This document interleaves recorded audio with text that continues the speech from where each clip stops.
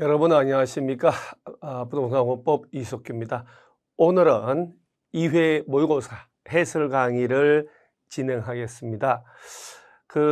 제가 모의고사는 정말 극상의 문제부터 상중하 이렇게 해서 고루고루 해서 출제된 걸 중심으로 해서 난이도를 한번 조절해 봤어요. 실전에 최대한 가깝게.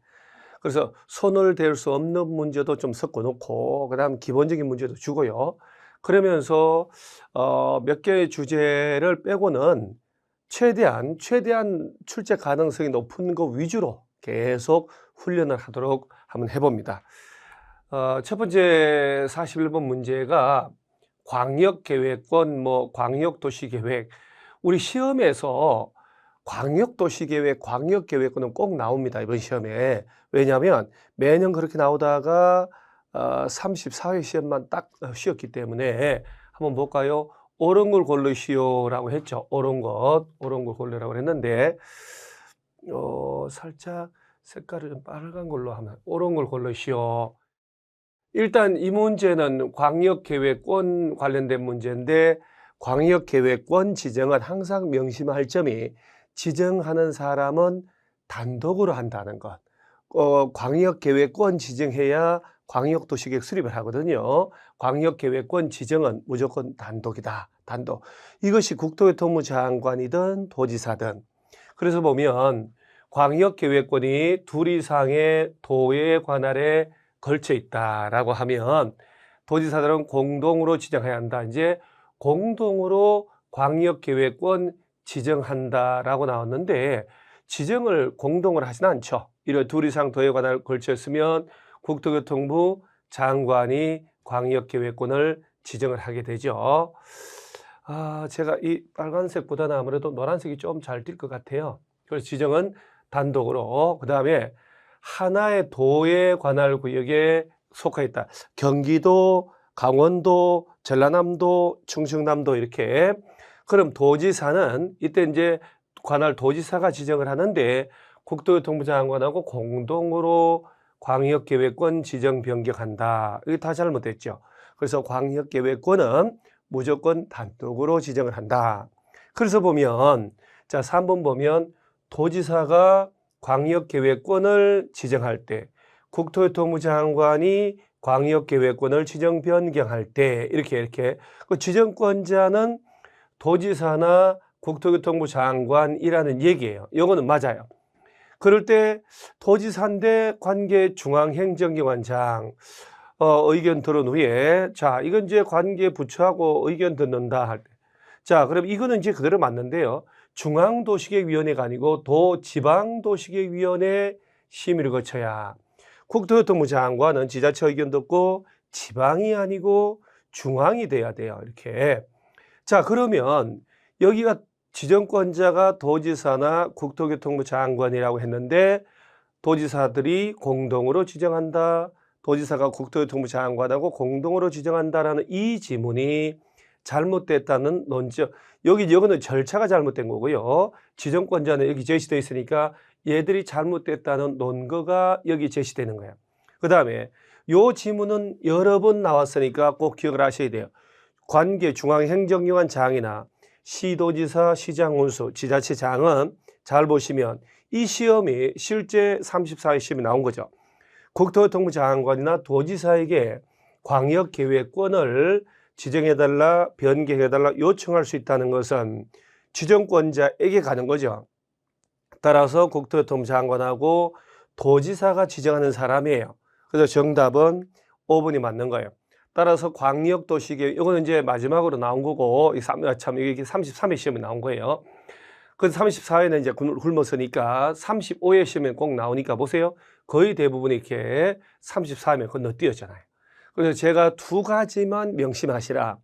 어떤 모의고사든 어떤 시험이든 이 두 가지만 명심하시면 해결은 다 됩니다. 일단 광역도시계획이 뭐냐라고 하는 것부터 이렇게 고민을 하셔야 돼요.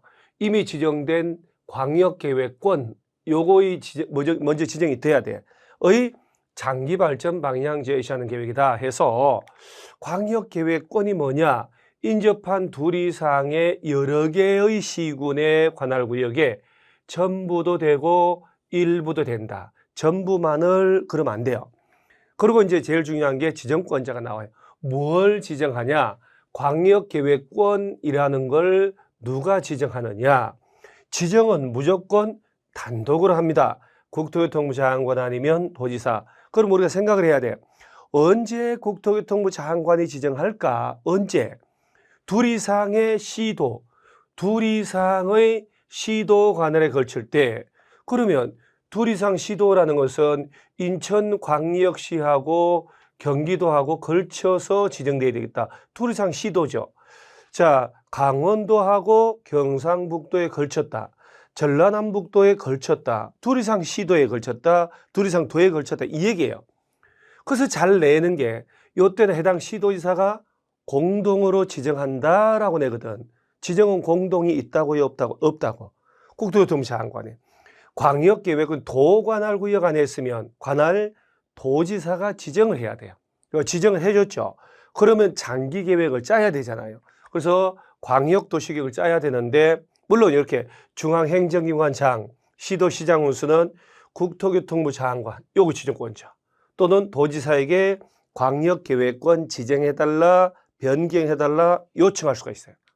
자, 그러면서 장기계획 짜야 되는데 이 광역도시계획 수립은요, 광역도시계획의 수립은 공동으로 하는 거예요.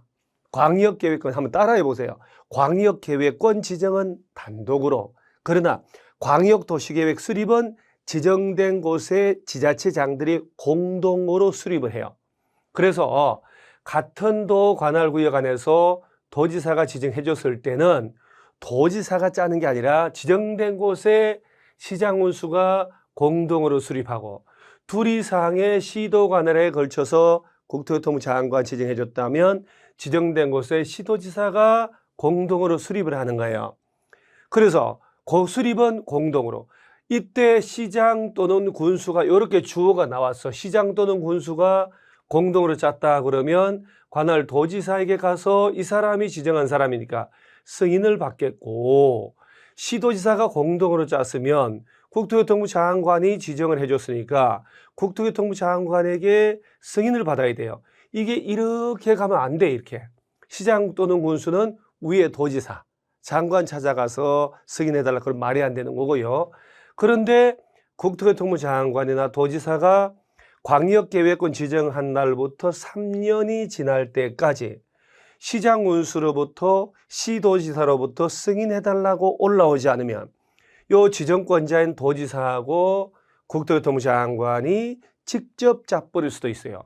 물론 국가계획과 관련돼서 수립해야 되겠다라고 할 때도 국토교통부 장관이 짤 수 있지만 당연히 그때 국토교통부 장관이 짜야 되겠죠. 광역계획권 지정한 지가 3년이 지날 때까지 시장운수 시도지사로부터 승인 신청이 안 올라오면 도지사나 국토교통부 장관인 지정권자가 직접 수립할 수도 있다는 얘기예요. 자, 그러면서 자, 지문에 퉁퉁퉁 나오는 게요. 자, 국토교통부 장관은 물론 도지사도 마찬가지예요. 이 사람이 지정을 하고 이 사람이 지정을 했거든요. 시도지사가 요청하는 경우 그 밖에 필요하다고 인정하면 그 지정된 관할 시도지사와 공동으로 지정권자가 수립할 수도 있고, 도지사도 시장운수가 요청하는 경우 그 밖에 필요하다면 관할 시장운수랑 공동으로 수립할 수도 있다는 거예요. 간절히 요청하면. 시도지사가 시장운수가 역량이 안 돼, 도지사님, 장관님 같이 잡시다 하면 같이 짤 수도 있다는 얘기예요. 특히 시장 또는 군수가 협의거치 요청하면 단독으로 도지사가 짤 수도 있고, 이렇게 짰을 때는 굳이 국토교통부 장관 승인받을 필요는 없다라는 거예요. 그래서 얘가 가장 중요한 거예요. 광역도시계획을 누가 수립하냐라고 하기 전에 광역계획권 지정권자부터 정리를 해야 돼요. 그래서 그 문제가 광역계획권 지정하는 지문인지 광역도시계획 수립하는 지문인지를 분리를 꼭 하고 이해를 하셔야 돼요. 지정은 단독으로, 광역도시계획 수립은 시장운수 시도지사가 공동수립, 두 개 딱 잡아놓으시기 바랍니다. 그 절차 뭐 기초조사, 정보체계 구축, 5년마다 업데이트, 공청회 열고 주민 전문가 의견 듣고 막 하는 것들은 누구나 다 공부를 하기 때문에 걔들이 틀리게 나왔을 때는 헷갈리지를 않아요. 답을 찾아냅니다. 그래서 누가 지정하지, 누가 수립하지, 이거는 헷갈리기 때문에 주의를 꼭 하셔야 돼요. 그 다음 두 번째 주제가 도시군 기본계획. 얘도 34회 시험에서 안 나왔죠. 자, 얘는 이제 옳은 걸 고르시오라고 했으니까 4개가 틀렸다라고 할 수 있죠. 자, 시장 운수는 지역 여건상 필요하다고 인정되면 관계 인접한 시군의 관할 구역에 전부나 또는 일부를 포함해서 도시군 기본계획 수립할 수 있습니다. 그 관련 지자체장과 협의를 하면 되니까. 자, 그러면 나머지를 틀린 걸 찾아가 보는 거예요. 도시군 기본계획은 광역도시계획에 부합돼야 되고, 자, 나중에 도시군 관리계획 수립할 때 얘가 지침이 되는 거예요. 얘 짤 때 지침은 말이 안 되는 거고요. 그 다음에 요렇게 말단 시장 군수가 도시군 기본계획 수립하거나 변경할 때는 관할 도지사에게 승인을 받아야 돼요. 이렇게 바로 한 다리 건너뛰어서 바로 갈 수는 없죠. 그 다음에 광역도시계획하고 도시군 기본계획이 내용이 충돌하면 항상 머릿속에 여러 개 도시를 대상으로 장기계획 짜는 게 광역도시계획이잖아요. 따라서 개별 도시만의 장기계획은 여러 개 도시에 대한 광역도시계획에 부합돼야 되고, 서로 충돌하면 당연히 광역도시계획이 우선해야 됩니다. 그 다음에 이 5번 지문은 물론 뭐 틀렸겠지만 이 5번 지문은 워낙이 단골이에요. 수도권에 속하지 아니하고 광역시와도 접하지 않는 인구 10만 이하의 시군에서는 기본계획 수립하지 않을 수 있다라고 해야 되니까 얘도 틀렸죠. 자, 그러면 도시군 기본계획도 이번 시험에 반드시 나온다라고 하고 제가 몇 가지만 체크를 할게요. 그런 식으로 외워놓으셔야 돼요. 도시군 기본계획이 뭐냐라는 이 말. 자, 도시군 기본계획은 도시나 군별로 짜는 거니까 특별시, 광역시, 세종시, 제주도, 시 또는 군의 관할 구역에 대하여 기본적인 공간 장기 발전 방향 제시하는 종합계획이다. 장기계획. 그러니까 여기에 장들이 짜는 거예요. 여기 6개 장들이. 그러니까 이 단어를 딱 봐도 국토교통부 장관이나 도지사가 짠단 말 나오면 무조건 틀려요. 도시나 군별로 짜는 기본계획인데 국토교통부 장관은 중앙정부잖아요. 도지사 말이 안 되는 거고 딱 기억을 하시고요. 따라서 6개 시장 운수가 관할 구역의 전부나 일부에 대한 기본계획을 짜야 되는데 국토교통부 장관, 도지사는 수립권자가 될 수 없다는 것 하나 알아놓고, 모든 시군에서 반드시 다 짜야 되는 건 아니고요. 예외가 있어요. 자, 이게 이제 시험에서 제일 잘 나오지. 하도 많이 나와가지고 이런 요건들 나오면 요건이 2가지인지 3가지인지를 구분해야 되니까 1, 2, 3 요건을 다 갖춘다 이렇게 연습을 하고 들어가야 돼요. 수도권에 속하지 아니하고 수도권에 속하고 그러면 틀리죠. 둘째, 광역시와 경계를 같이 하지 않는 시군이고 인구도 얼마 이하 10만 이하의 시군에서는 굳이 안 짜도 돼요. 따라서 모든 시군에서 반드시 수립한다 틀리잖아요. 자, 이런 거 공부할 때 하수들은 수급을 듣고 줄치는 것에서 만족을 해요. 고수가 되려면 내 입으로 떠들어 보셔야 돼요. 내 입에서 툴툴툴 나올 때 이때 점수로 연결이 돼요. 수도권에 속하지 아니하고 광역시와 경계를 같이 하지 않는 시군이고 인구 10만 이하의 시군은 물론 관할구역 전부에 대해서 광역도시계획이 수립되어 있다면 기본계획 안 짜도 되겠지만요. 이게 이제 두 번째 포인트.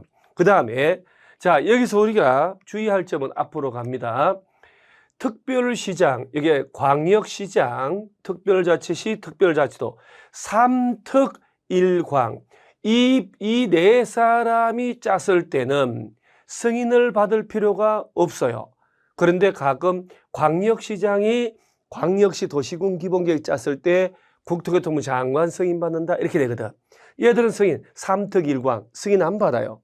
그래서 말단 시장 운수만 관할 도지사에게 승인을 받는다라고 하는 것. 여기에 얘들 국토교통부에 가면 안 되죠. 도지사로부터 승인 받으라 이렇게 되는 거예요.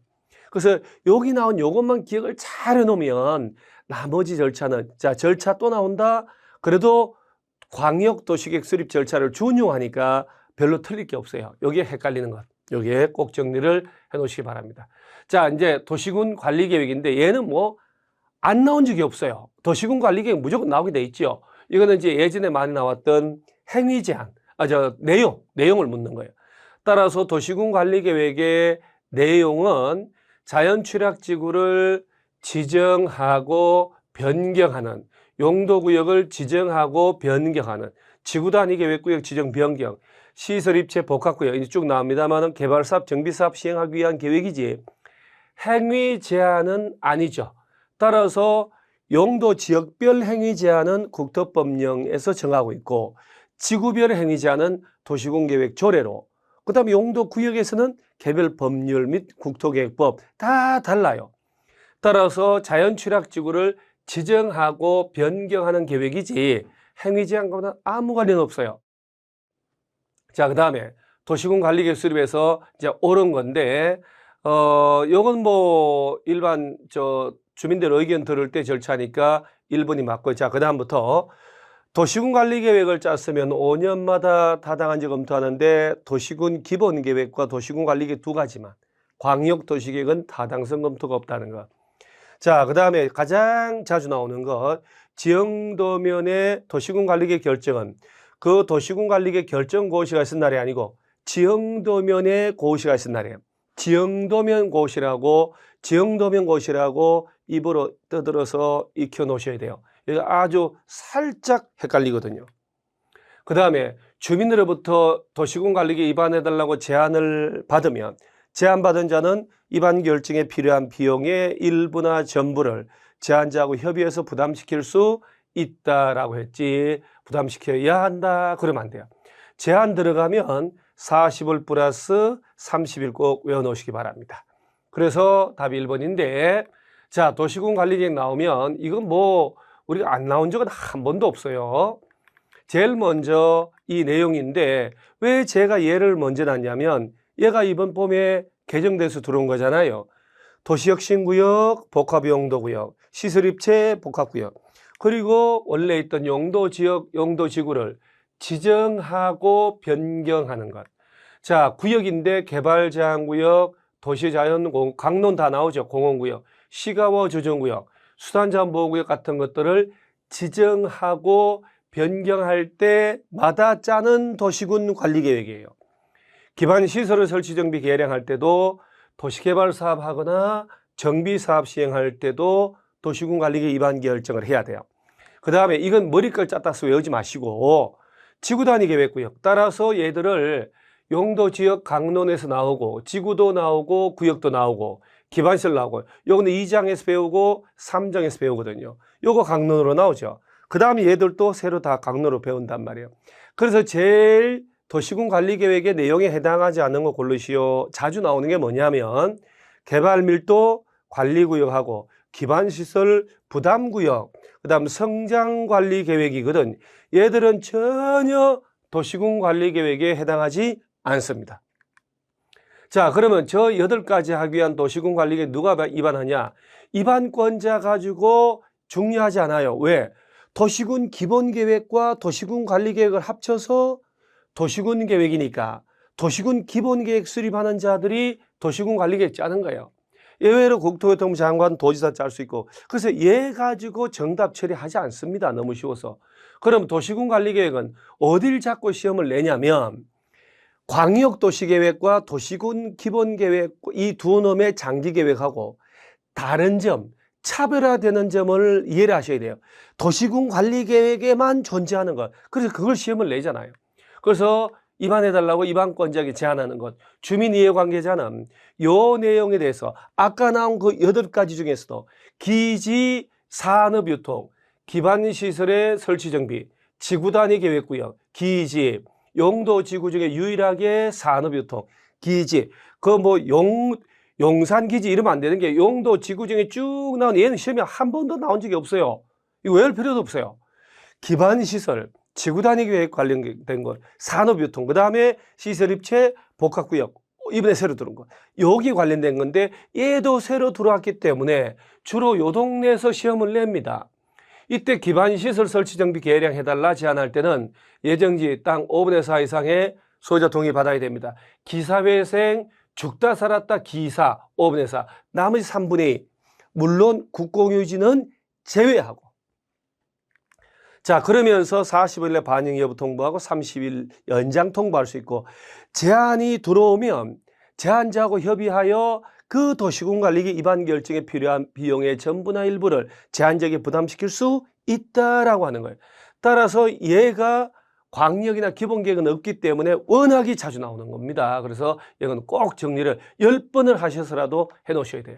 그 다음 자주 나오는 게 결정권자가 시도, 대도시, 시장 이 정도 돼야 용도 변경을 할 수 있는데, 지구단위 계획 구역, 지구단위 계획 수립은 말단 시장 운수가 직접 위반하고 직접 결정할 수 있어요. 도지사한테 가서 결정해달라 할 필요가 없다는 요거 하나 알아놓고, 그 다음에 개발제한구역은 무조건 국토교통부 장관, 개발제한구역 국토교통부 장관, 수산자원은 바다를 대상으로 하니까 해수부 장관만 지정권자가 된다는 거 알아놓고, 효력 발생, 이게 이제 도시군관리계 결정을 하고 그 고시를 관보나 공부의 한 날부터가 아니고, 도시군관리계 결정했더라도 지형도면에 고시가 떨어져야 우리 규제 대상 주민들이 그 사실을 알 수가 있으니까 그때부터 규제하라는 얘기예요.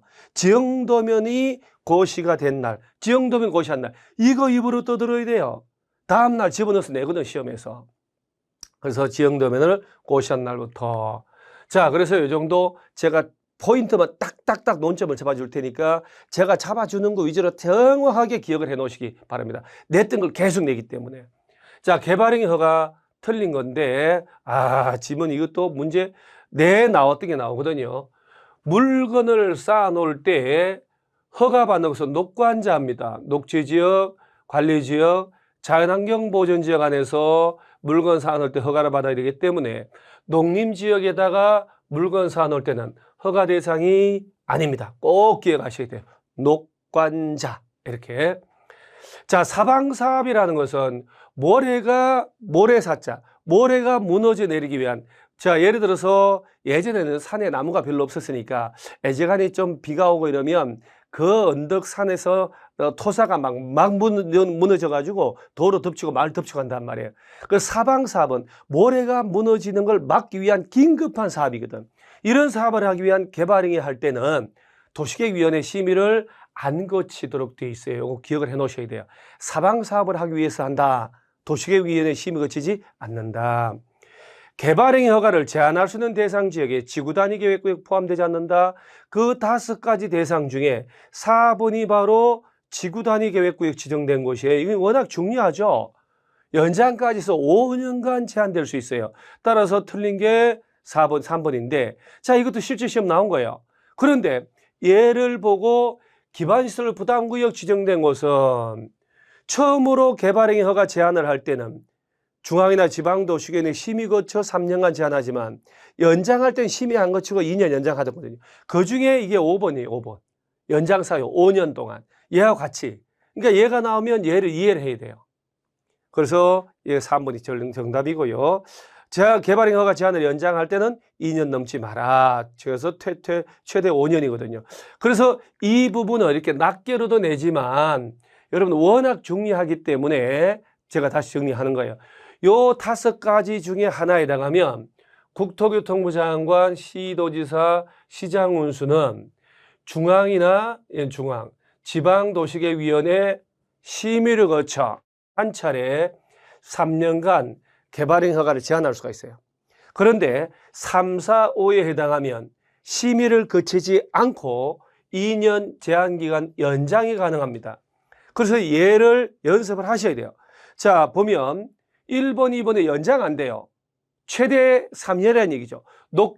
녹지지역하고 계획관리지역으로서 수목이 조수류, 우량농지, 수백 년 된 나무들, 너무 좋은 나무들이 막 금강송 이런 게 심어져 있어요.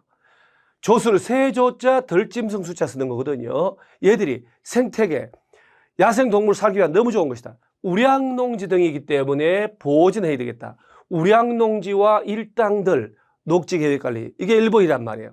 그 다음에 개발행위로 주변의 환경, 끝말잇기, 경관, 뒷말잇기, 미관. 환경, 경관, 미관 끝, 국가유산이라는 게 문화재 아닙니까? 문화재. 더 이상 문화재라는 용어를 안 쓰죠. 박살이 난다, 오염성사는 된다. 따라서 1번, 2번 연장 안 되니까 최장 3년만. 3, 4, 5는 연장이 돼요. 따라서 아까 저 위에 문제에서 지구단위 계획구역 지정된 곳은 개발행위 허가 제한 대상에 해당하지 않는다? 해당하잖아요. 기반시설 부담구역하고. 얘는 연장까지 해야 돼요. 그래서 최대 5년간이에요. 5년간. 3번은 길어도 너무 길죠. 잘 안 나오지. 그래서 보면 본질이 뭐냐면 도시군 기본계획이나 도시군 관리계획을 수립한다는 것은 현재 용도 지역이나 지구 구역을 바꾸는 작업을 하고 있다는 얘기예요. 그럼 이것들이 최종적으로 결정이 되면 용도 지역 같은 것들이 바뀌니까 바뀌는 걸로 하겠다는 거예요. 그래서 3번, 4번, 5번에 해당하면 연장까지 해서 최대 5년간. 물론 2년 연장해서 제한할 때는 도시계획위원회 심의 거치지 않지만 최초로 제한할 땐 심의 거쳐야 돼요. 그리고 이걸 연습을 하셔야 돼요. 특히 4번, 5번은 지구단위 계획구역, 기반시설, 부담구역 지정된 곳은 연장까지 해서 5년간. 그래서 이 지문을 이걸 알고 있어야 이렇게 나오는 문제가 풀리는 거예요. 이렇게 기출문제를 통해서 유사한 지문이 나올 때 또 안 틀리는 사람들이 현명한 사람들이죠. 계속 틀리면 안 된다는 것. 자, 그 다음에 이게 이제 좀 전에 제가 절차를 다 설명한 거예요. 자, 지구단위 계획구역 옳은 건데, 자, 산업단지, 준산업단지도 지정할 수 있고요. 그 다음에 택지개발, 정택이 10년이라고 외운 거 있죠. 택지개발 지구 안에 해당 사업 끝난 후 10년 지나면 반드시 지정합니다. 정택이 10년. 그 다음에 도시적 외 지역을 지구단위 계획구역 지정할 때는 50% 이상이 계획관리지역이어야 하고 산업유통개발진흥지구가 지구단위 계획구역 지정 대상이 되려면 산업유통, 계생농, 계획관리, 생산관리, 농림지역 이 셋 중에 하나에 해당하면 지구단위 계획 짤 수 있어요. 따라서 농림지역에 위치한 산업유통개발진흥지구는 지구단위 계획구역 지정할 수 있는 대상 지역에 포함되지 않는다가 아니고 포함됩니다. 문제가 수월하지 않아요. 그래서 이 4개 지문이 왜 틀렸는지는 알아야 되고 정답은 2번인데 실상은 얘가 제일 안 중요해요. 얘는 안 해도 돼요. 그래서 도시적 내 복합적 토지형을 정진시킬 필요가 있는 지역으로 지구단위 계획구역 지정할 수 있는 지역에 일반 공업지역은 해당하지 않거든요. 그런데 얘는 안 해도 전혀 문제 없어요. 나머지를 자꾸 읽어 놓으셔야 돼요. 그 다음 용적률, 건폐율 물어볼 때 반드시 한 문제 나오니까요. 최대한도 높은 지역부터 낮은 지역으로 골라봐라 이렇게 나오면 이런 식으로 두 가지 반응입니다. 이거 이렇게 복잡해 라는 사람이 있고 야 이거 답이 금방 나오겠는데 라고 자신감 있는 사람이 있어요. 건폐율이든 용적률이든 가장 높은 것은 상업지역이에요. 상업지역. 그 상업지역도 중학교 1학년 유건이 중심상업, 일반상업, 유통상업, 근린상업. 자, 용적률 1500 해놓고 200씩 가요. 1300, 1100, 900. 건폐율 9, 8, 8, 7이죠. 따라서 이렇게 높은 것부터 낮은 순서로 연결하라 했는데 상업지역 앞에 상업지역이 아닌 용도가 있으면 다 틀린 거죠. 그래서 답을 빨리 찾아야 되지. 미련하게 몇 프로 이러고 있으면 시간 엄청나게 깨져요. 건폐율도 똑같아요. 자, 보니까 근린상업지역 앞에 일반 공업 몇 프로인지 몰라도 틀렸죠. 그 다음에 상업지역이 아니면 요 4개 상업지역 외에 제일 높은 게 준주거지역이 500% 용적률, 건폐율 70이죠. 자, 준주거 앞에 일반 주거가 있네요. 그 다음에 3번 냅두시고 4번도 준주거지역인데 일반 공업이 있고 자, 그러면 3번쯤을 한번 가볼까요? 자, 중학교 1학년 유건이 900%. 자, 일반 공업, 전용 일반 준 300, 350, 400이니까 350. 일반 주거는 1정, 2정, 3정, 100, 150, 200, 250, 300, 250. 자연녹지, 보생자 800, 100, 농림지역 80. 따라서 정답은 3번이에요. 그러니까 일일이 다 하지 마시고 상업지역 앞에 거꾸로도 마찬가지예요. 거꾸로 낮은 지역부터 높은 순으로 고르시오 그러면 상업지역이 아닌 용도 지역이 뒤에 있으면 무조건 이 지금 틀린 거예요. 상업지역 하나도 없어. 준주거 지역 뒤에. 그래서 이런 식으로 답을 찾으셔야 돼요.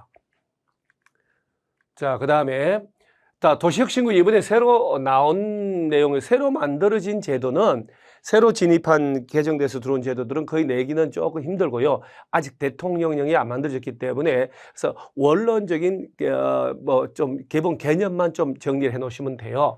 그래서 옳지 않은 것은 공간 재구조화 계획 결정권자는 도시군 관리 계획 결정권자와 동일합니다.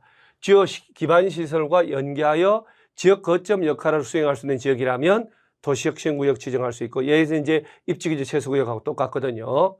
그 다음에 도시혁신계획, 도시혁신구역이 지정이 되면 그 안에 행위제한은 도시혁신계획을 짜야 돼요. 여기에 맞게 짜야 돼. 따라서 여기는 건물 뭘 지을 수 있는지, 건폐율은, 용적 이런 걸 다 담아야 돼요.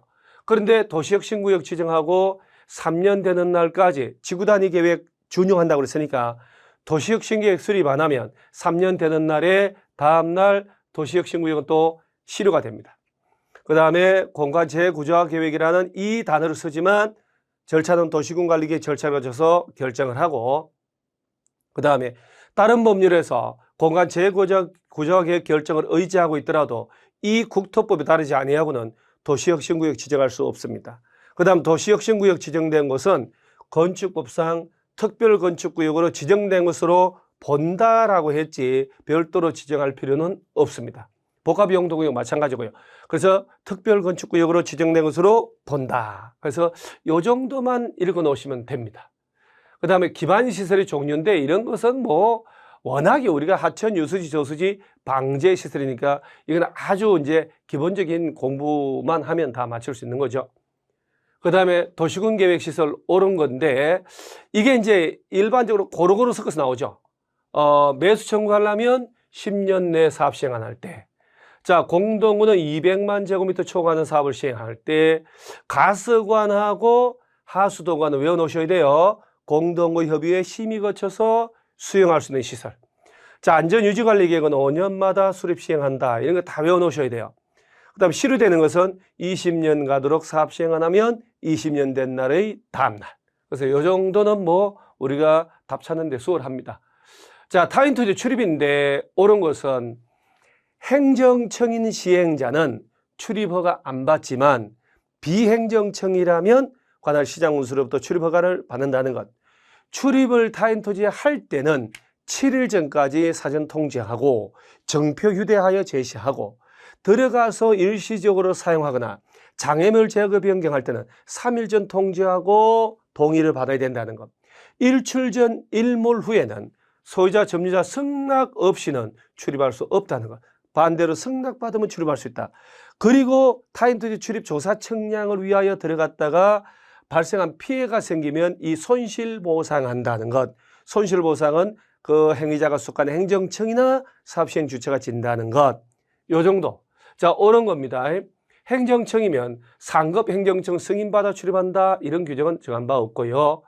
그 다음에 일시 사용한다든가 장애물 날릴 때는 3일 전까지. 출입할 때는 7일 전까지. 자, 권한을 표시한 정표 허가증을 지니고 관계에 내보이는 건 당연하고요. 손실이 발생하면 행위자가 직접 보상하는 건 말이 안 된다.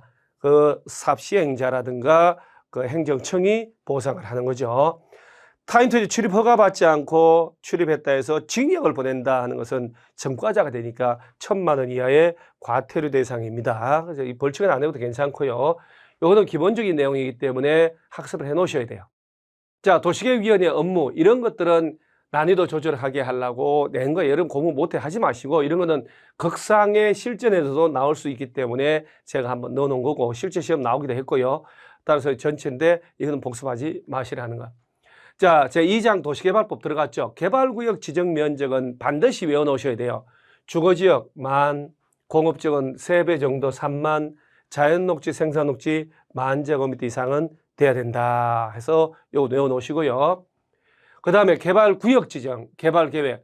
그래서 계획 짜서 구역 지정하고 그리고 시행자를 지정권자가 정하고 그 시행자가 실시에 인가받아서 사업 들어가면 수용 사용 방식, 환지 방식, 혼용 방식 이렇게 들어가는 거예요. 자, 틀린 걸 고르시오 하니까 뭐 분할 결합할 수 있고 분할해서 지정할 때 만 이상 돼야 되고, 자, 이 3번 지문은 세입자의 주거생활 안정대책을 세운다는 것은 임대주택 지어야 되겠죠. 요것들은 개발구역 지정할 때부터 개발계획에 포함시킬 수 있는 게 아니고 구역 지정하고 난 다음에 넣을 수 있는 내용이다. 이것도 중요한 내용입니다. 그 다음에 개발계획을 짜서 구역 지정하잖아요. 이 지정권자가 개발계획 짜는데 전부를 환지 방식으로 할 때는 면적의 3분의 2와 총수의 2분의 1 소유자 동의받아야 되는데, 이때도 국가나 지자체가 직접 할 때는 이 소유자 동의 안 받고도 환지 방식의 개발계획을 수립할 수 있다 하는 것. 따라서 4번 틀렸어요. 자, 그 다음에 시행자 변경 사유는 꼭 기억을 하시는데, 변경 사유 4개 중에, 자, 4개인데 부도 파산 등을 잘라서 지문을 2개 만들거든요. 자, 실시계획의 인가를 받고 사업에 착수하지 않을 때, 이게 이제 2년 내 착수 안 할 때 삽질 2년이라고 열심히 외우라고 그랬죠. 얘만 잘 기억해도요, 실시계 인가 받고 몇 년 내 착수 안 할 때 2년, 얘만 잘 기억해도 무조건 안 틀리는 게, 얘가 만약에 1년이나 3년으로 틀리게 되면 얘가 답이잖아요. 얘가 2년 내라고 제대로 나왔으면 실시계 인가 신청을 1년 내 안 할 때 바꾼다라고, 이걸 틀리게 했을 거란 말이에요. 숫자는 둘밖에 없으니까. 부도 파산 났을 때 당연히 바꿔줘야 되죠. 지정 실수됐을 때하고.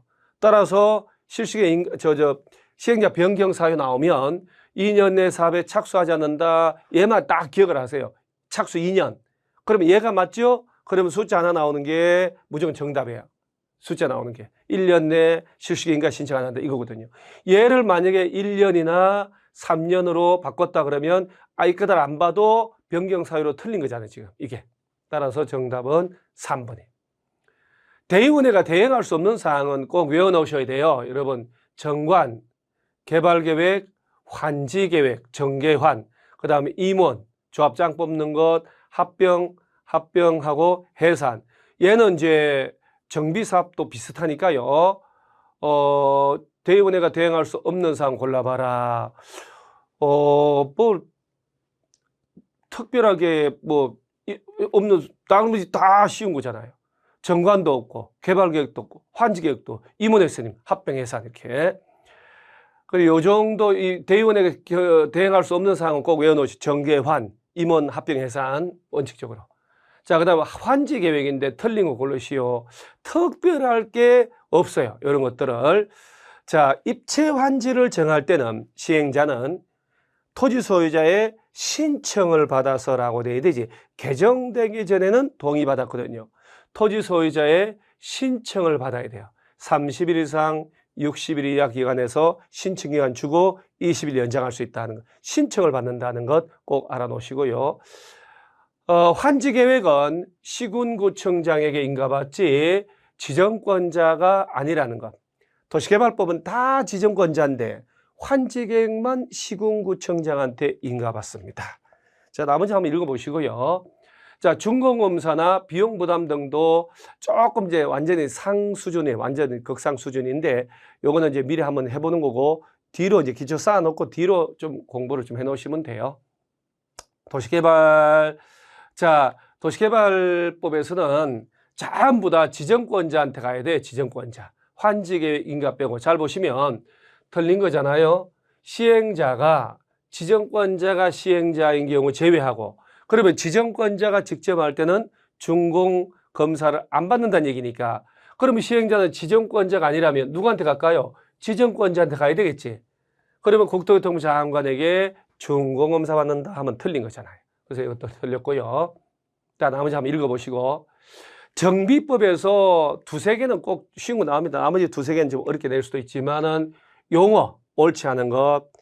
자, 토지 등 소유자라고 나오면 재개발 구역 안에서 토지 등 소유자는 전세권자가 아니고 지상권자가 들어가야 돼요. 지상권자.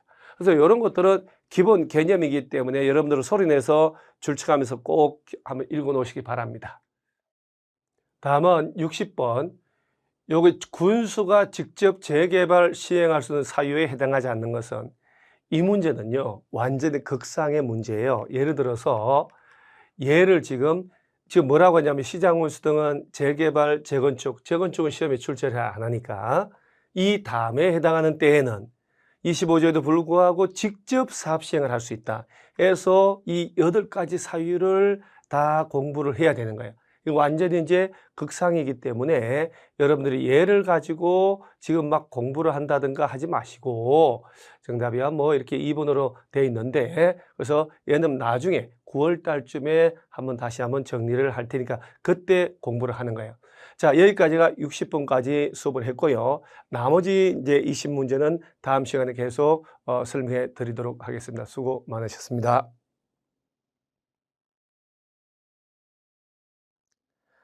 여러분 안녕하십니까? 부동산 공법 이숙규입니다. 2회 모의고사 지난 시간에 이어서 계속 해설 강의를 진행합니다. 이 정비법에서 조합 설립 거의 뭐 8, 90% 나온다라고 공부를 하셔야 되는데, 얘들 동의 외울 때 여러분 추진위원회를 먼저 만들어서 조합 설립 인가 신청을 하거든요. 그래서 추진위원회는 5명 이상의 추진위원회를 구성하여 운영 규정을 만들어, 정관이 아니고 운영 규정에 대하여 과반수 동의 얻어서 시장군수 등의 승인 받아야 돼요.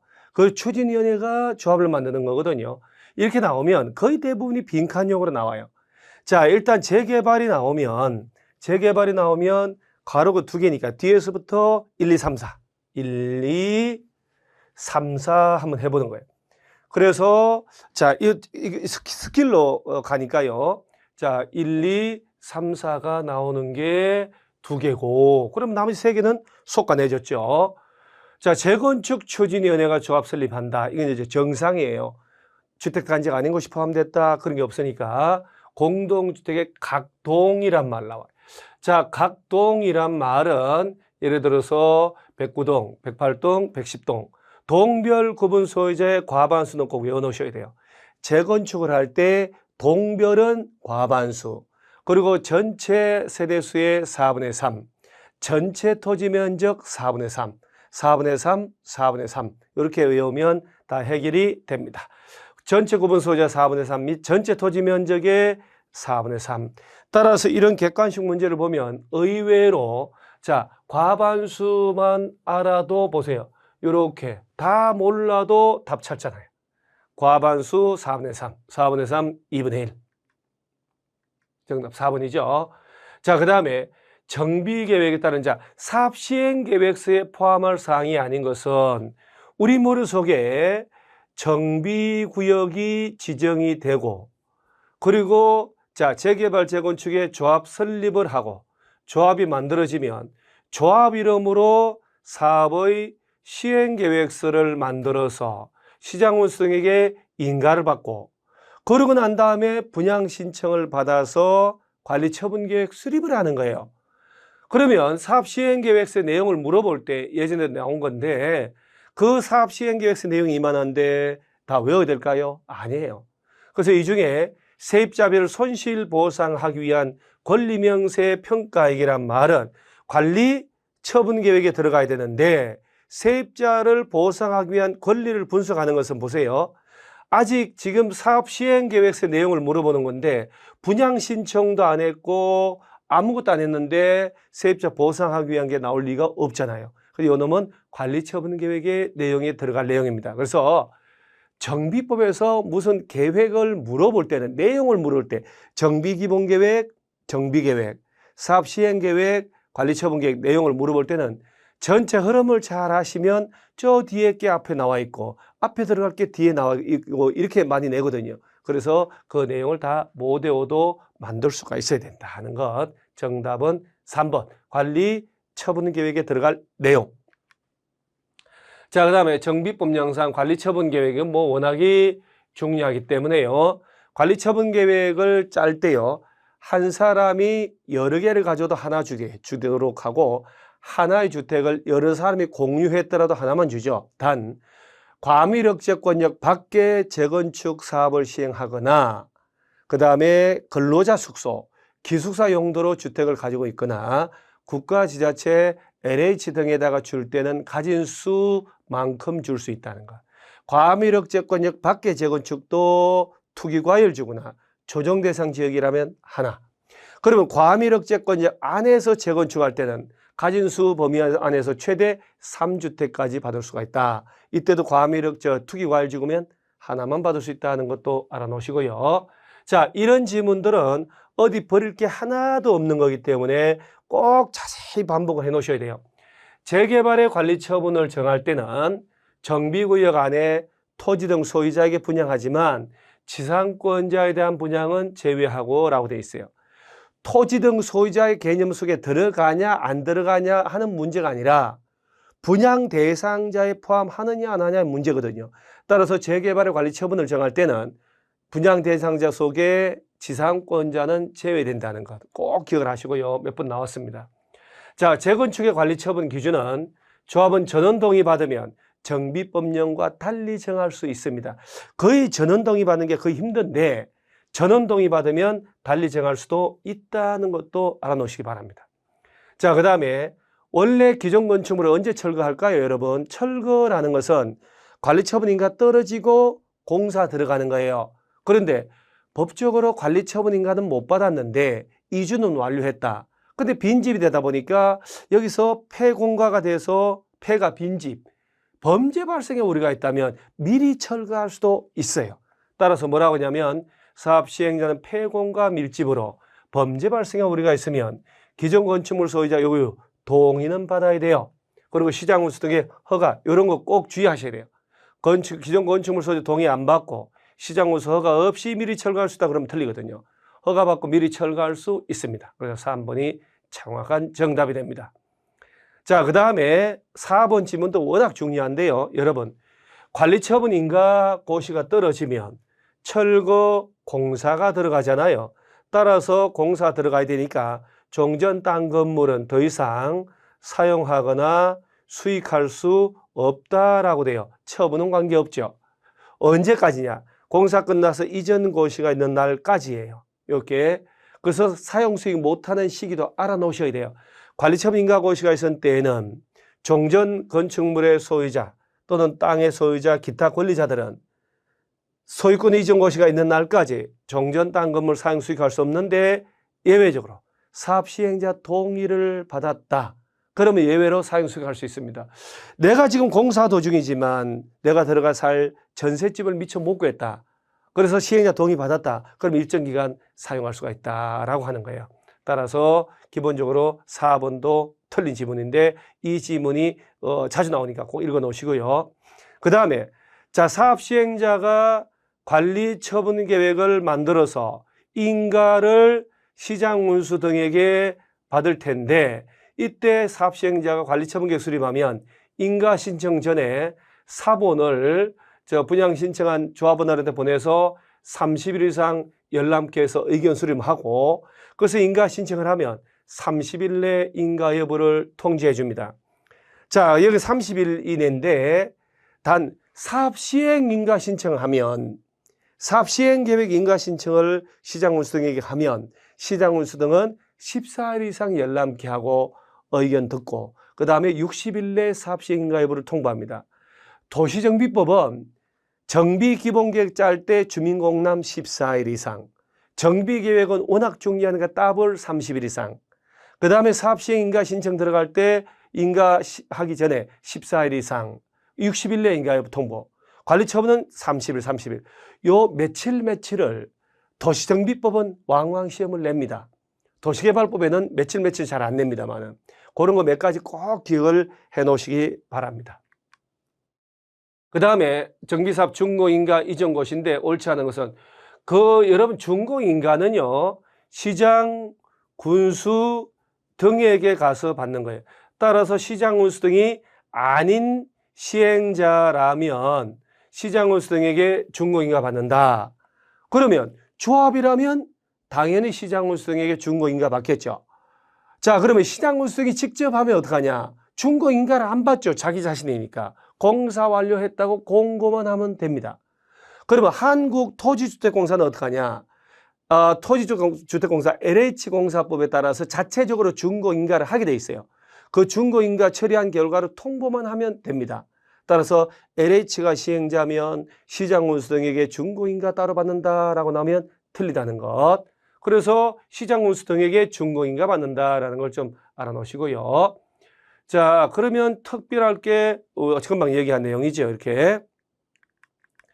자, 그 다음에 뭐 지자체 공부에 고시하고 이렇게. 자, 위 사업 시행자는 새로 조성된 대지나 건축물 소유권 이전 분양한다는 얘기죠.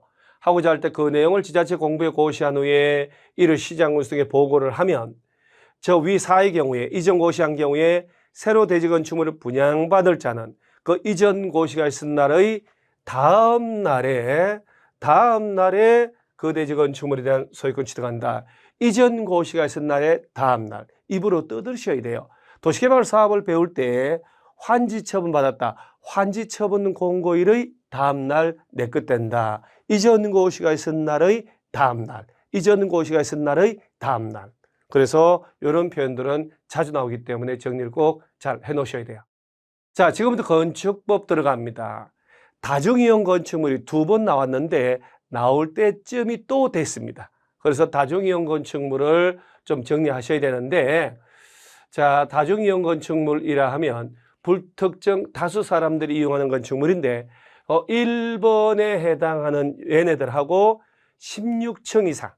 자, 16층 이상이면 용도가 뭐라도 다중이용 건축물인데 여러분들한테 지금 아쉬운 게 뭐냐면 다중이용 건축물이라는 이 단어를 소리내서 외우지 않는다는 거예요. 다중이용 건축물. 자, 첫째는 다음에 해당하는 건물인데 바닥 면적 합계가 5천 이상일 때 5천.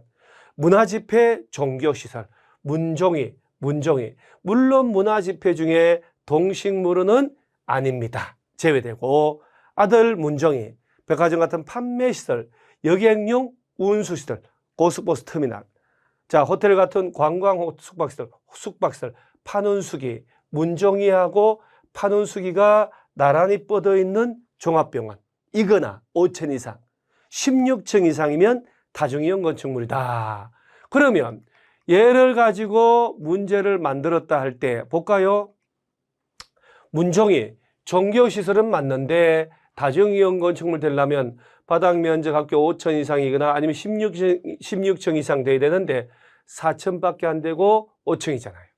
문화집회시설인데 문종이 할 때 5천 이상이거나 16층 이상이어야 되는데 얘도 아니죠. 숙박시설인데 자 16층의 관광호텔, 자 얘는 16층 이상이네요. 맞죠? 교육연구시설은 5층 이상, 5천 제곱미터 이상 가지고는 안 되죠. 16층 이상, 문정이, 판원수기, 종합병원 여기에도 해당하지 않으니까 16층 이상이어야 합니다. 동식물은 제외되죠. 그래서 다중이용 건축물 나오면 5천 이상의 문종이, 문화집회라도 동식물 제외한다. 입으로 떠들면서 하셔야 돼요. 판매운수 숙박, 그 다음에 종합병원, 그 다음에 16층 이상 건축물. 자, 그 다음에 다음 중에 건축법 적용 대상에 해당하지 않는 것. 여러분 건축물이라 하면 이라고 수개월을 공부해도 건축물의 정의를 못 외웁니다. 일단 토지에 정착을 해야 돼요. 토지에 정착하는 공작물 중에 지붕과 기둥 또는 벽이 있는 걸 말하고 이에 부수된 시설, 지하 고가 공작물에 설치하는 사무소, 공연장, 점포차고, 창고 등을 말한다라고 했죠. 그런데 이렇게 이제 문화재나 지정문화재란 말 안 쓰고 유산, 국가유산, 문화유산으로 바뀌었죠. 이렇게 유산으로 천연기념물로 이렇게 지정된 것들은 건축법 적용 안 하죠. 그 다음에 철도, 궤도, 선로, 부지 안에 있는 운전보안시설, 플랫폼, 보행시설, 급유, 급수, 급탄 설비도 적용하지 않습니다. 그 다음에 고속도로 통행료 징수시설, 컨테이너용한 간이창고, 하천구역 내 숨은 조작실, 얘들은 건축법 적용하지 않습니다. 그러나 얘들은 나머지 전부 건축법 적용을 받죠. 따라서 정답 1번 아주 기초적인 문제입니다. 그 다음에 공작물, 자 건축물, 공작물 이런 것들은 객관식이 언제 나와도 이상하지 않는 기초적인 내용이기 때문에 꼭 기억을 하셔야 돼요. 시군구청장에게 신고하고 축조하는 공작물에 해당하는 걸 찾아봐라. 자, 일단은 보시면 자, 옹벽이나 담장 설치할 때 신고 대상 되려면 2m를 넘어야 돼요. 자, 2m 넘어야 되니까 2m까지는 신고 대상 공작물에 해당하지 않는다. 넘는다. 초과해야 된다. 옹담이 2개 2m 외우시고, 자, 광고는 왜 하냐? 물건 좀 사러 오세요 라고 해서 4m. 장식탑, 기념탑, 첨탑 모든 탑과 광고 관련된 탑은 4m 넘을 때 신고한다. 자, 태양에너지관 발전소를 태양에너지 5글자다 5m다 외우시고, 굴뚝에는 굴뚝의 연기가 이렇게 올라온다라고 외우세요. 6m. 자, 그 다음에 각종 통신용 철탑, 그 굴뚝 철탑에 올라갔더니 굴뚝이 보이네. 6m. 둘 다 6m 넘을 때. 자, 그 다음에 기계식 주차장은 8m 넘는 게 아니고 이하일 때 신고해요. 8m 넘는 것들은 주차장법 적용을 받으니까요. 물탱커 고가 수준은 8m 넘을 때. 자, 지하 대표 설치할 때는 30제곱미터를 넘을 때만 신고를 하는 거예요. 얘를 기억하고 있냐 하는 얘기죠. 얘를. 따라서 이런 것들은 시험 나오면 무조건 맞춰야 되는 거기 때문에 여지없이 변명의 여지가 없다는 것. 자, 철탑은 6m 넘어야 되죠. 자, 기념탑 4m 넘어야 되고, 광고탑도 4m 넘어야 되는데, 옹벽 담장은 2m만 넘으면 되니까 3m 신고 대상 맞네요. 지하 대표는 30제곱미터를 넘어야 되니까 얘도 신고 대상이 될 수 없죠. 아주 기본적인 문제입니다. 그래서 이런 것들은 틀린다. 변명의 여지가 없다는 거 아셔야 돼요. 자, 대수선인데 바르지 못한 것, 정말 여러분 건축법에서는요, 난해한 건 없는데 단순 암기이기 때문에 대수선하고 건축 신고 대상은 조금 수준이 조금 있다. 그래서 이 두 개만 잘하면 건축법은 어려운 건 없어요. 자, 여기서 바르지 않은 것은, 자, 기둥을 정설 해체하는 건 맞는데 기둥을 수선하거나 변경하는 것이 대수선에 해당하려면 여기 내력벽도 30정도 이상이라고 되어 있잖아요. 3개 이상을 수선하거나 변경할 때 대수선에 해당합니다. 3개 이상이 빠졌죠. 그래서 바르지 못한 거다라고. 다음은 건축 관련 입지와 규모의 사전 결정에 관한 문제인데, 사전 결정이 뭐냐면 내가 이제 이 땅에다가 어떤 크기로 원하는 건물이 뭔데 이걸 법적으로 지을 수 있는지. 우리가 법이 복잡하잖아요. 그래서 미리 허가권자에게 내가 법적으로 지을 수 있는 건물이 뭔지, 얼마나 크게 지을 수 있는지 결정해달라고 신청하는 게 사전 결정 제도예요. 그래서 보면 옳지 않은 것인데, 건축허가 신청하기 전에 요거 허가권자에게 라는 말을 이해를 하셔야 돼요. 이게 여러 번 나왔거든, 시험에요. 예를 들어 허가권자가 시장, 군수 또는 구청장이란 말이죠. 그러면 A광역시 B구에서 이렇게 나오면 이 구청장이 허가권자니까 구청장한테 가서 사전결정 신청해야 되고, 자, A도 B, C나 B군으로 나오면 도지사가 아니고 시장, 군수에게 해당 대지에 건축하는 것이 법에 허용되는 건지 결정을 신청합니다. 허가권자에게. 자, 사전결정 신청을 할 때 건축위원회 심의, 교통영향 분석, 개선대책 검토를 동시에 신청할 수도 있고요. 그 다음에 뭐 환경영향평가 대상이면 관경부 등과 미리 다 협의를 하도록 되어 있어요. 그 다음 가장 중요한 게 사전결정을 신청해서 허가권자가 관련 법에 관련 부처하고 협의를 다 해서, 자, 이런 건물을 몇 층으로 지을 수 있다고 통지가 오면 그걸로 건축허가를 받은 게 아니라 2년 내 건축허가를 신청을 하셔야 돼요. 그래서 사전결정 통지받고 2년 내 건축허가를 신청을 해야 돼요. 허가를 받은 것으로 본다라고 그러면 틀렸고요. 그래서 사전결정을 통지받으면 우리가 똑같은 게 2번 나왔는데 계산농하라고요. 개발행위 허가를 국토부상 받은 것으로 본다. 산지 전용 허가를 받은 것으로 보는데 보전 산지는 도시지역에서만 의제가 돼요. 도시지역이 아닌 곳에서는 보전 산지 전용 허가를 별도로 받아야 돼요. 자, 그래서 계산 농할 때 농지 전용 허가, 그 다음에 하천의 점용 허가 이런 것들은 따로 안 받아도 받은 것으로 본다라는 것. 그런데 건축 허가는 2년 내 신청을 해야 돼요. 건축 허가는 별도로 꼭 신청한다는 것 알아놓으시기 바랍니다. 자, 그 다음에 건축 신고 대상인데 건축법에서 가장 어려운 거 골라봐라 라고 하면 저는 건축 신고 대상을 고를 수가 있어요. 자, 신고 후 1년 내에 착수 안 하면 신고 효력이 없어지고 착수기간 1년 정도 연장할 수도 있어요. 1+1. 건축 허가 대상이면 2년 내 착수 안 하면 건축 허가를 취소해야 한다. 연장 1년 해줄 수 있고요. 허가 취소 2+2+1. 신고 대상은 1+1. 그건 꼭 기억을 하셔야 돼요. 자, 바닥 면적 합계 85 이내로 증축, 개축, 재축하거나 관리지역, 농림지역, 자연환경보전지역 안에서 연면적 200제곱미터 미만이고 층수가 3층 미만인 건물 지을 때도 신고, 200 미만이고 3층 미만인 건물에 대한 대수선도 신고만 하면 돼요. 그 다음 203층 이상이라도 대수선 중에 단순 수선만 할 때도 신고하는 거예요. 그 다음에 연면적 합계 100제곱미터 이하 건축물 건축하거나 높이 3m 이하로 증축을 할 때도 신고해요. 그 다음에 공업지역 안에 2층 면적 500제곱미터 이하의 공장 짓거나 읍면 시골 지역 안에 자 축사 4로 끝났죠. 작물 재배 4로 끝났으니까 400 이하의 규모 축사나 작물 재배사 온실 이런 것들은 신고하면 돼요. 창고는 반토막 200 이하. 이 신고 대상이 이렇게 많습니다. 이 중에 하나에 해당하기만 하면 신고하는 거예요.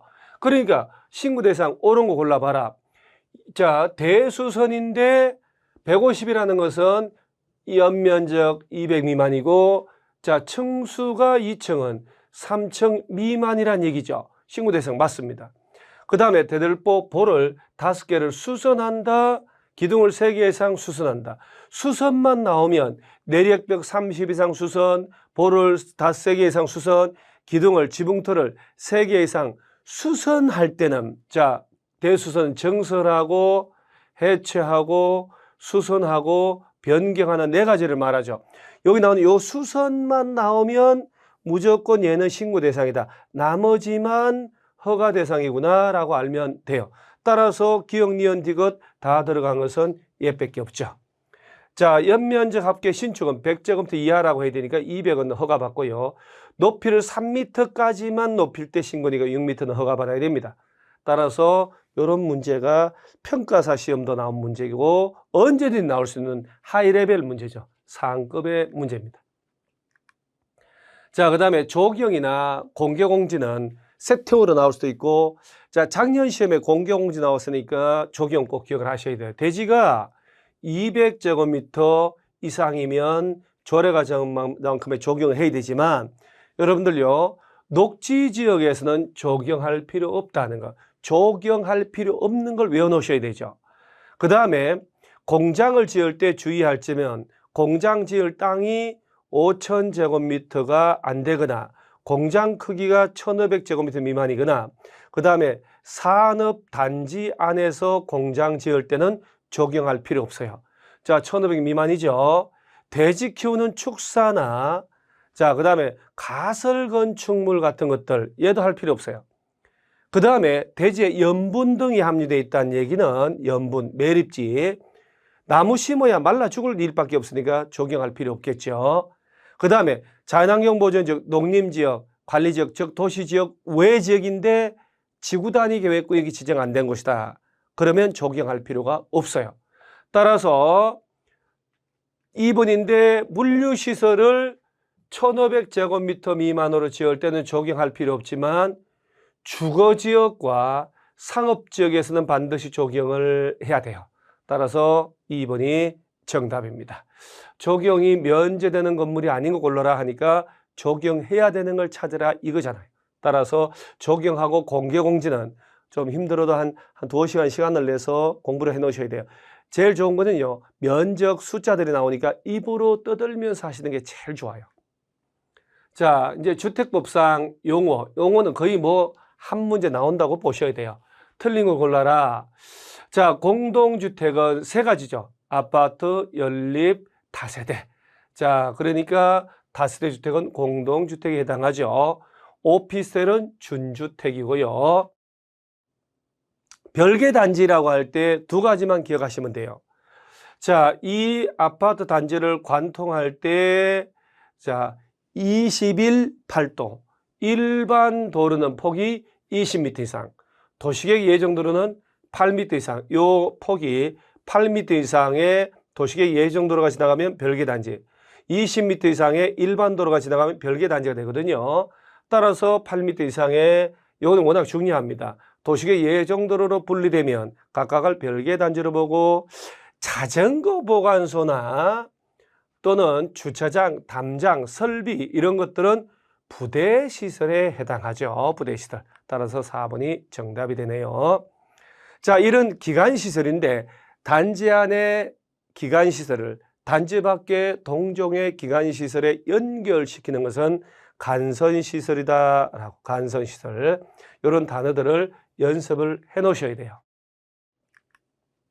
자, 바로 이 문제 관련된 거죠. 각각 별개의 단지로 보는데 그 시설에 해당하지 않는 것은, 자, 일반 도로는 폭이 20m 이상 지나가야 되고 도시계획 예정도는 8m 이상 지나가야 되는데 폭이 얘는 6m 밖에 안 되니까 얘가 지나갈 때는 별개 단지가 될 수 없는 거죠.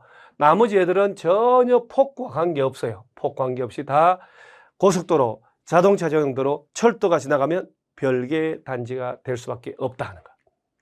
그래서 정답은 2번.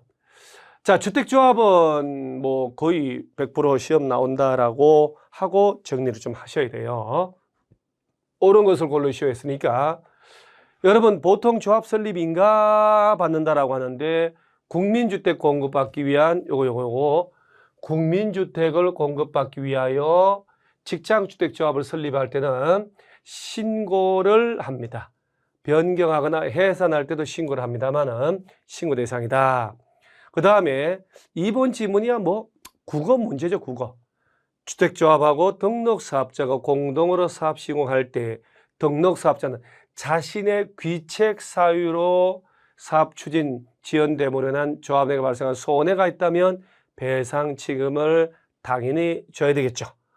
자, 그 다음에 리모델링 주택조합은 그 구성을 위해 건설한 주택을 조합원에 우선 공급하고, 직장주택조합에 대해서는 사업주체가 국민주택을 우선 공급해야 한다라고. 자, 그러면 정답은 2번이고요. 1번 틀렸는데, 리모델링은요, 주택을 공급하는 게 아니죠. 꼭 기억하셔야 돼요. 지역하고 직장은 내 집을 마련하려고 만드는 거고요. 리모델링은 내 집 마련이 아니고 리모델링 하려고 하는 거예요. 따라서 리모델링 주택조합은 그 구성원을 위하여 건설하는 것도 아니고요. 우선 공급 말이 안 되는 거죠. 따라서 이걸 리모델은 제외하고 지역 직장일 때만 우선 공급한다는 거. 그 다음에 여러분, 지역 직장은 조합 설립 인가 받은 이후부터는 교체 신규 가입이 안 된다는 거 아셔야 돼요. 조합원을. 그런데 예외로 추가 모집되거나 충원되는 자가 조합원 자격 요건을 갖추었는지 판단할 때는 사업계획 승인 신청이 아니고, 여러분요, 요걸 정확히 아셔야 돼요. 조합 설립 인가 이후에는 교체하거나 신규 가입 안 돼요. 근데 예외적인 사유가 있어서 자, 추가 모집했다. A가 들어온다. 이 사람이 조합원 되는지 판단하는 것은 조합 설립 인가 받기 이전의 과거를 기준으로 해야 돼요. 그래서 조합 설립 인가 신청일 기준이 돼야 된다는 것. 사업계획 승인이 아니고요. 자, 그 다음에 주택법은 조합 설립 인가 취소, 사업계획 승인 취소 나오면 다 임의적인 취소 사유, 취소하여야 한다가 아니고 취소 설립 인가를 취소할 수 있다라고 됐다는 것도 꼭 기억을 하셔야 됩니다. 정답은 쉽습니다. 2번. 자, 사업계획 승인. 자, 주택을 30호 이상, 단독주택 한옥은 50, 공동주택은 30세대, 단지형 연립 50세대 이상, 대지를 만 이상 할 때 사업계획 승인을 받습니다. 사업계획 승인 받는데 사업계획 승인 신청하면 60일 내 승인 여부 통보해주고 승인 떨어지고 5년 내 공사 착수하고 매장 문화재 발굴을 해야 되겠다라고 막 나오면 착수기가 연장이 돼요. 연장 1년. 요건 꼭 기억을 하시기 바랍니다. 뭐 금방 600세대 이상을 지을 때는 A 공구 300, B 공구 300 공구별로 분할해서 시행할 수 있다는 거 꼭 기억하고요. 착수는 5년 내 하고 60일 내 승인 여부 통보하고 이런 거 꼭 외워놓으셔야 돼요. 자, 착수 기간은 1년 범위 안에서 연장할 수가 있다는 것. 1년 연장. 5 플러스 1. 5 플러스 1. 자, 그 다음에 매도 청구인데 우리가 기본적으로 95% 이상의 대지의 사용권 확보하면 남은 땅이 5% 미만이라는 얘기죠. 전부에 대해서 팔아달라라고 매도 청구를 할 수가 있어요. 이때 시가로 간다는 거 하고 3개월 이상 협의한다는 거 하고 이 땅 위에 건축물 등도 포함을 한다는 것도 알아놓으시고요. 95% 못 갔다. 한 90% 정도만 확보했다면 지구단위 계획구역 지정하기 10년 이전부터 보유해서 소유한 사람을 제외하고 나머지에 대해서만 매도 청구할 수 있다는 것 좀 알아놓으시기 바랍니다. 건축물도 대상이 됩니다. 옳은 걸 물어보죠. 자, 건축물은 대상이 안 된다면 틀리고요. 90일 아니고 3개월 이상 협의를 해야 된다는 것. 그 다음에 90% 모든 소유자에게 매도 청구하려면 95% 이상 확보를 해야 되겠죠. 그 다음 4번은 자, 80%에 대하여 사용권을 확보했다면 사용권을 확보하지 못한 대지 소유자 중에 지구단위 계획구역 결정고시 10년 이전에 해당 대지 소유권을 취득하여 계속 보유하고 있는 자에 대해서는 매도 청구할 수 없다는 게 정확한 표현입니다. 리모델링은 당연히 재건축과 더불어서 리모델링에 동의 안 한 사람이 있다면 그걸 우리한테 팔아달라라고 매도 청구할 수가 있습니다. 없다가 아니고 있다. 리모델링, 재건축 둘 다 매도 청구 가능하다는 것 알아놓으시기 바랍니다. 공급질서 교란행위인데 자, 얘는 주택법령을 물어보는데 도시개발채권은 도시개발법에 나오는 거거든요. 따라서 본질을 몰라도 이건 잘못됐죠. 주택법령을 물어보는데 도시개발법에 나온 내용들이 나왔으니까 주택법 문제가 아니잖아요. 그래서 정답은 3번. 그래서 매매 정의하지 마라. 상속이나 저당은 괜찮지만 하는 게 바로 이겁니다. 주택상환사채, 청약통장, 지역조합원의 자격, 철거민 확인서 이런 것들은 사고팔고 하면 안 됩니다. 상속과 저당은 괜찮다. 자, 우리 주택법상 리모델링은 꼭 자주 나오니까 정리를 반드시 하셔야 돼요. 뭐 특별할 건 없는데요. 안전진단은 증축을 위한 리모델 할 때 안전진단하는 거지 대수선만 할 때는 안전진단 대상이 될 수 없다는 것. 그 다음에 여러분요, 증축을 위한 리모델 할 때 수직 증축 들어가잖아요. 이때 3계층까지 가능한데 14층 이하 아파트는 2계층까지만 올라갈 수 있다는 것 꼭 기억을 하시기 바랍니다. 보통은 3계층까지, 14층 이하는 2계층까지 리모델이 가능하다는 것. 자, 농취증은 워낙 중요하기 때문에 정리를 잘 하셔야 돼요. 시구, 읍면. 자, 우리가 틀린 것은 주말 체험 영농하려고 농업진흥지구 외 농지는 취득할 수 있잖아요. 농취증 발급받지 않고 취득한다. 농취증 발급받죠. 주말 체험 영농계획서까지 들어가야 돼요. 그래서 이거 주말 체험 영농계획서 작성해서 들어가서 시구 읍면에 가서 농취증을 발급받아서 등기 신청할 때 첨부를 해야 됩니다. 주말 체험 영농 농취증 필요함이라고 정리를 꼭 기억하시고요. 이게 농취증 거짓 부정하게 발급받았다. 5년 이하 징역, 토지 가격만큼 벌금 때린다. 한번 읽어 놓으시고요. 농취증 신청 서류 보존 기간은 10년으로 한다는 거 알아놓고, 그 다음에 농지 전용의 협의를 국가나 지자체가 농림부하고 마친 농지는 개인들이 취득할 때 농취증 안 냅니다만은 개인들이 농지 전용 허가나 신고하고 취득할 때는 농취증 발급을 받는다는 것도 알아놓으시기 바랍니다. 보통은 7일 내에 발급합니다. 투기가 우리에서 농지위원회 심의를 거치면 뭐 한 따블 정도 걸리고요. 영농에서 면제되면 뭐 짧게 해서 한 4일 내에 해줍니다만은 보통 7일. 자, 이것도 이제 임대 무상 사용할 수 있는 요건이다. 60세 이상, 옛날 법이라 60세죠. 농업인이 거주하는 시군의 소유농지 중에서 자기의 농업 경영에 이용한 기간이 5년 넘은 농지는 임대차 가능합니다. 국외여행할 때도 한 3개월 이상은 가서 해외여행을 할 때 임대차 할 수 있죠. 따라서 이렇게 빈칸용으로 쓱 물어본 적도 있습니다. 자, 여기까지가 2회 모의고사입니다. 우리 모의고사가 기초적인 문제, 중간, 상급, 극상의 문제까지 있는데 뒤로 가서 남은 이제 앞으로 2번 더 남았지 않습니까? 뒤로 갈수록 실전과 가깝게 정말 어려운 것, 우리가 손 못 대는 것도 이제 섞어 놓고 기초인 것도 섞어 해서 실전과 가깝게 한번 해보는 겁니다. 모의고사를 통해서 틀린 질문을 맞게 이해를 하시고 맞는 것도 다시 암기하고 그다음 오답 노트 만들면서 자신감을 확보를 하셔야 돼요. 그래서 꼭 합격을 하셔야 됩니다. 그래서 2회 모의고사 해설 강의를 이로써 마치겠습니다. 꼭 복습하시기 바랍니다. 수고 많으셨습니다.